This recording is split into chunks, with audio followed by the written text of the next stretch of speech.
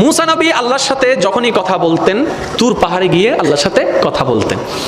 এবার মূসা নবী একদিন রাস্তা দিয়ে হেঁটে যাচ্ছে, যাওয়ার সময় একজন মূসা নবীর উম্মত মূসা নবীকে দেখে বলে, ইয়া নবী আল্লাহ, আপনি তো আল্লাহর সাথে কথা বলতে যাচ্ছেন, আমার পক্ষ থেকে আমার রবের কাছে একটা বার্তা, একটা মেসেজ আপনি পৌঁছাই দিবেন দয়া করে। বলে যে কি বলতে চাও বলো, যেটা রবকে বলতে হবে। তখন ওই ব্যক্তিটা বললেন, হে মূসা নবী, আপনি রবকে বলবেন আল্লাহ যতটুক আমাকে সম্পদ দান করেছে, এই সম্পদ আমি আর লোড নিতে পারছি না, আমার চাওয়ার তুলনায় স্বপ্নের তুলনায় সম্পদ অনেক বেশি বেড়ে গেছে, আমি আর সম্পদ চাই না, আমাকে যেন সম্পদ একটু কমাই দেয়, আমাকে যেন সম্পদ একটু কমাই দেয়। আল্লাহকে বলবেন আমাকে যেন সম্পদ একটু কমাই দেয়। এরকম দোয়া কেউ করে? কারণ আমরা তো আরো দে আরো দে।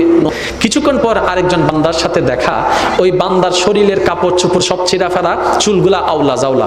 এবার মূসা নবীকে বললেন, আল্লাহকে একটু আমার পক্ষ থেকে একটা খবর জানাবেন। বলে যে কি খবর? বলে যে আমার খাবার চলে গেলেন। আল্লাহর দরবারে এবার ফরিয়াদ জানালেন। আল্লাহর দরবারে দুইজন বান্দার পক্ষ থেকে ফরিয়াদ জানার পরে আল্লাহ পাক বললেন, মূসা, প্রথমে যেই বান্দা তোমাকে ধরেছে সে বলেছে সম্পদ আর নিতে পারবে না, তাকে গিয়ে বলো আজকে থেকে যেন শুকরিয়া আদায় বন্ধ করে দেয়, শুকরিয়া আদায় করা বন্ধ করে দেয়, তার সম্পদও কমে যাবে, সম্পদও কমে যাবে। আর যার সম্পদ নাই বলেছে তাকে বলবা শুকরিয়া আদায় করতে শুরু করতে, যেমনে থাকুক যেভাবে থাকুক শুকরিয়া আদায় করতে শুরু করতে বলো।